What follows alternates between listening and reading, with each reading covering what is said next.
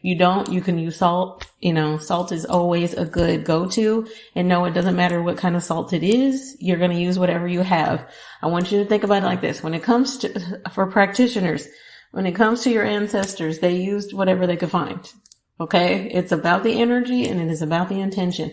So anyway, you're going to need a small piece of paper. I recommend small, but if all you have is notebook paper, that's fine. Because personally, I'm going to use notebook paper. You're going to need a pen. It does not matter what color it is. You're going to need a bowl of water. Okay. Now that water does not, don't worry about the kind of water. Just get you some regular tap water. Okay. And you're going to need some salt. Okay. So what you're going to do is you're first going to start with cleansing yourself and spiritually cleansing the bowl. Now, again, if all you have is salt, that's fine. Throw a little salt over your shoulder. Do a salt ring. A salt ring is when you quite literally do a salt ring on the floor. And of course, you're going to need to clean this up. You all know how I feel about cleanliness. I am, everything has to be clean and orderly or else I will go nuts. So personally, I don't do salt rings because of that, but you can do that. If you're using Florida water, cleanse yourself, cleanse the items. I mentioned Black Rooster water, and the reason I said it in English is so it will be easy for everybody to find since most of my listeners do speak English as their first language. So I'm just trying to be considerate of that. Okay. So after that, you are going to set your intention. Okay. So it is always about finding an area or when you're home by yourself, etc., to do this. On this piece of paper, you're going to write down whatever negative energy has been thrown your way. It could be a negative comment online, and you're going to include this person's information if you have it. So if you have a username, if you have a full name, etc. If it was a specific person, you're going to write that down. If it was a car that almost hit you and then had the audacity to get mad at you, you're going to write down the type of car it was, the color. If you don't know the type of car, describe what you saw. Okay. You're going to write all this on this piece of paper. You're going to be very specific. Okay, now we're not about to hex anybody. It sounds like we are. And for the seasoned practitioners, I know that you might be like, what? Are you teaching people how to hex? That is not what I'm about to teach you. That's not at all. These are always supposed to be very simple spells. What you're going to do is you're going to dissolve that negativity. Okay, so what you're going to do is you're going to take the salt and you're going to start putting it in the water. Just a little bit. You don't got to put a whole bunch. And you're going to say the following: salt and water cleanse and purify. That's it. Salt and water cleanse and purify. With intention. You could say it 3 times. You can say it 7 times. You can say it 1 time. That's fine. Okay. Now you are going to take that piece of paper and you're going to crumple it up. You're going to take your own irritation and all of that and crumple it up. Get angry if you need to. You might not feel angry. You might just want to be removing this energy, and that's fine. So, as you are doing that, you are going to visually think about that negative energy being removed from you, all of that negativity being removed from you. All right? You're going to now take that balled up piece of paper and you're going to put it in the water. And you're going to leave it in that water. I want you to leave it in that water for 24 hours. Okay? 24 hours. Now, here's what I need you to do. I need you to take that bowl of water with this piece of paper. I need you to go put it outside. Put it away from you. The whole point of this is that you are now removing this type of negativity from you. Okay? So this is just a practice in doing this spiritually. All right? And you're going to meditate I'm going to say give it about 60 seconds. You don't have to meditate for longer than that, but you certainly can. And you're going to meditate on removing that energy, removing that negativity all away from you. And you can say the following. You don't have to as you're meditating. As this paper dissolves, so does my negativity. Positive energy flows to me, bringing abundance and prosperity.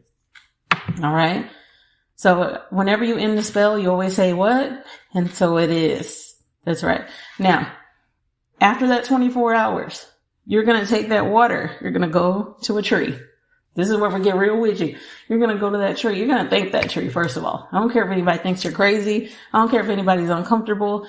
It's not about them. If they don't connect with the earth and they don't understand the connection that we have with earth, that's not your problem. If you're uncomfortable doing that, then I can't really help you. You're not really listening to the right podcast, are you? Because my job is to help you to spiritually grow as well as grow in general. But you're going to thank that tree for taking away that negative energy as well. You don't have to touch the tree if you don't want to. I recommend that you do. All you have to do is put your hand on it. That's your way of saying thank you. That's your way of acknowledging that tree is helping you. You're going to pour that water into the ground right where that tree is. Okay. It's giving that energy back into the earth so that it can basically transmute into something more positive. All right. Now you're going to be left with that piece of paper, that nasty piece of paper. Don't touch it. Don't touch it. I want you to just honestly go throw it away. Just go throw it away, because it is symbolizing you removing all of that from your life. Okay. So you're going to take that bowl, you're going to flip it, you're going to throw it in the trash. So if you, for this, want to go buy yourself a bowl that you can just throw away, so you can just throw away the whole thing, feel free to do that. You don't have to do that. I definitely am all about things that are reusable. If you have, for instance, you know how they make paper plates? They do make paper bowls. If you want to do that, you can. You can absolutely do that and recycle it afterwards. So there you go. That's kind of the same thing as transmuting energy, as you're going to be transmuting it back into the earth. If you decide to go that route, and then you'll have a bunch of paper bowls that you can use for something else. So that's just a very quick and easy spell. I wanted to include that in today's lesson, and I didn't want to spend a whole bunch of time on it, but you've been asking me to teach you some more easy spell work that you can do. So there you go. You know the vibes. Let's talk about the pink unicorn in the room. That's my disclaimer. As the host and creator of the Lua Nova podcast, I, Josie the Mustang, am asking anybody who does not consent to having their tarot cards read to please fast forward, and to understand that any real practitioner or any real spiritual person will always, that includes in a reel or a TikTok video, Facebook video, etc., YouTube, will always ask for your consent before trying to tap into your energy. Okay? That is just a given. I do not shuffle my deck any particular amount of times. I do not read reversal cards for the most part. There are no particular amount of cards anymore that I choose. I go based on what I intuitively am led to tell you. If this collective reading does not resonate with you, it is not meant to. A collective reading is meant for a collective audience. This is not a personal reading. Will I ever do personal readings again? Oh my God, the amount of times I get asked that question. And I don't mind you asking, don't get me wrong, but I get asked that question a lot. Yes, at some point I will do personal readings. I'm not sure how I want to go about that again. But the collective readings, as far as watching the cards, because I'm not going to be on the video, I don't really want to do a ton of videos of myself, will be eventually behind a paywall. I'm just not sure how I want to structure that yet. Okay. And when I say I don't want to do a ton of videos of me, you all know I post myself here and there on TikTok. And quick sidebar, because I'm going to forget to say this if I don't say it now. And I know that this is not, a bunch of updates on my life. One of you asked about the blinged out vape pen that you saw.